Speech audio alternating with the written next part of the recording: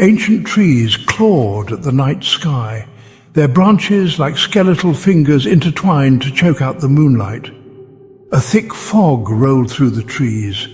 It clung to the earth like a shroud, muffling every sound. The air was heavy, thick with the smell of damp earth and decaying leaves. It was a place where secrets lingered, a place where the unseen watched. Deeper into this abyss, a dirt path wound its way towards a clearing. It was barely visible, swallowed by the encroaching darkness. The only sound was the soft crunching of gravel under unseen feet. Then a shape emerged from the fog. A lone figure, silhouetted against the pale glow of the moon. He moved with a hesitant step. His eyes darted nervously from side to side. In his hand, he clutched a worn leather suitcase. It bumped against his leg with each step. The figure was drawn deeper into the forest's embrace, unaware of the eyes that followed his every move. He was heading towards a promise of shelter, a promise that would soon turn into a nightmare.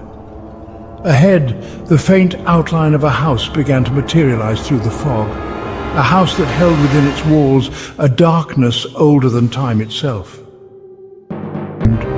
A skeletal silhouette against the misty backdrop. It was a testament to decay, its once grand facade now crumbling. The windows, like vacant eyes, stared out blindly.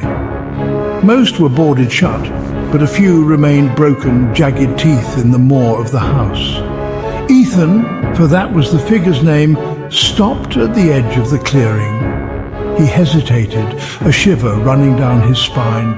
An unsettling feeling washed over him, a sense of dread so profound it made him catch his breath.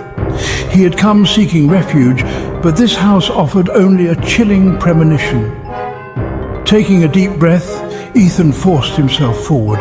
His footsteps echoed in the silence as he mounted the steps to the porch. The floorboards groaned under his weight, protesting the intrusion. He reached for the doorknob, cold and tarnished in his hand.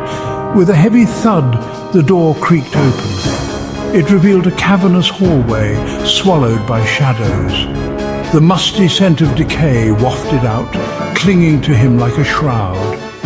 Ethan stepped inside, the door groaning shut behind him. He was trapped, a prisoner of the darkness that awaited him.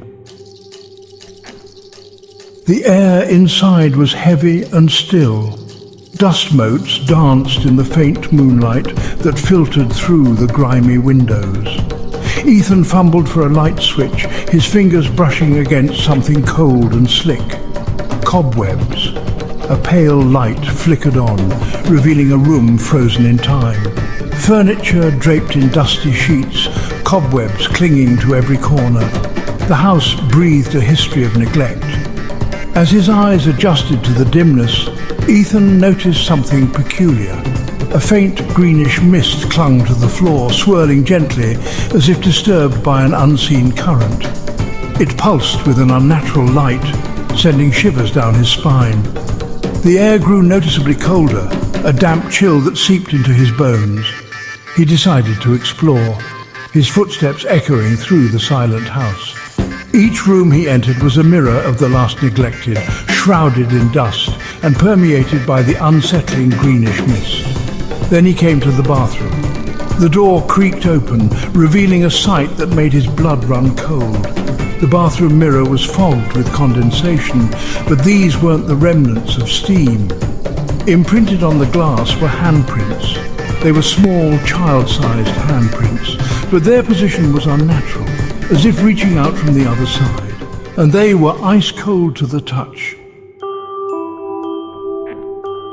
Ethan stumbled back from the chilling touch of the handprints. His heart pounded in his chest, a frantic drum against his ribs. He needed to leave, to escape this house of shadows and whispers, but a strange compulsion drew him further in, deeper into the heart of the darkness. He found himself at the entrance to a grand staircase. The banister, once polished to a gleam, was now rough and splintered. As he ascended, the steps groaned under his weight, each creak echoing through the silent house like a mournful cry. The shadows seemed to twist and contort, stretching towards him like grasping claws. They danced and swayed as if alive, fueled by an unseen energy. A cold draft snaked down the hallway, whispering secrets in a language he couldn't understand. Suddenly, from somewhere outside, a scream pierced the night. It was a raw, primal sound filled with terror and despair. The shadows thrashed violently, and the greenish mist swirled faster, as if agitated by the sound. The scream died abruptly, leaving behind a ringing silence that was somehow louder than the cry itself. Ethan's breath caught in his throat. He strained to hear, every nerve ending on high alert. The house held its breath, a predator savoring the fear of its prey. He fumbled for his phone, his fingers clumsy with fear. The screen flickered to life, a beacon of reality in this nightmare. No signal. Of course, he was trapped, alone with whatever lurked in the darkness. Another gust of wind slammed a shutter against the side of the house, the sound like a gunshot in the silence. He needed to leave, to get out of this house, but his feet seemed rooted to the spot. Panic welled up inside him, threatening to consume him. He had to find help, to tell someone what he had seen, what he had felt. But who would believe him? As he turned to flee, he heard another sound. This one came from inside the house. It was a soft thud, followed by the distinct sound of footsteps. Slow, deliberate footsteps coming from the end of the hallway. Ethan's blood ran cold. He was not alone. He backed away slowly, his eyes frantically searching for an escape route. The footsteps grew louder, closer.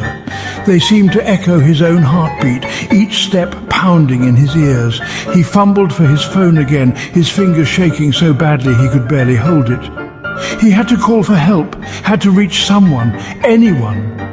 But the screen remained blank, mocking his desperation. Then he heard a voice. It was soft, barely a whisper, but it sent chills down his spine. "Hello," he whispered into the darkness, his voice trembling. The footsteps stopped. A moment of silence stretched out, thick with anticipation. Then the voice came again, closer this time, right beside his ear. "There's no use running," the voice hissed, cold and raspy. "You can't escape us." The phone clattered to the floor, the sound deafening in the sudden silence. Ethan whirled around, his heart pounding in his chest. He was met with a sight that made his blood run cold. The hallway, once empty, was now filled with figures. They were tall and gaunt, their forms shifting and swirling like smoke in the dim light. Their eyes glowed with an eerie, unnatural light, piercing the darkness like embers in a dying fire. Ethan stumbled back, his breath catching in his throat. He was surrounded, trapped. The figures closed in, their movements fluid and silent, like predators stalking their prey. He could feel their cold, dead eyes boring into him, stripping him bare.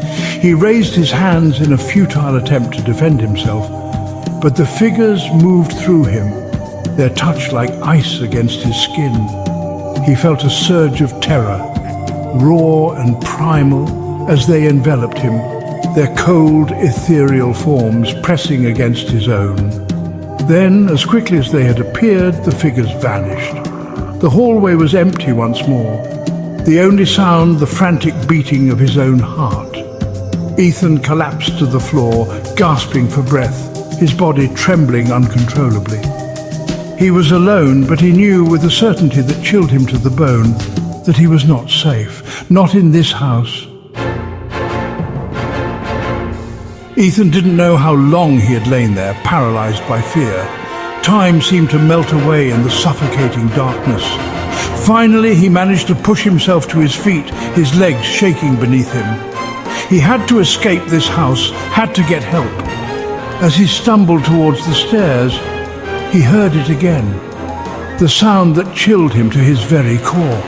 Laughter. It was high-pitched and filled with a chilling glee. echoing through the empty house like the tinkling of broken glass. But it wasn't the laughter of a living child. It was something colder, something wrong. He descended the stairs slowly, each step filled with dread. The laughter grew louder as he neared the bottom, seeming to come from everywhere and nowhere at once. He entered the living room, his heart pounding in his chest. The room was in disarray, furniture overturned, shadows dancing on the walls, and then he saw them. In the center of the room, a circle of glowing eyes blinked at him from the darkness. They were the same eerie, unnatural green as the mist, filled with a malevolent amusement. They swirled and danced, moving closer, the sound of their laughter growing louder, more insistent. Ethan stumbled back, his hand instinctively reaching for the doorknob. It was cold and damp in his grasp, but he managed to turn it, throwing open the door.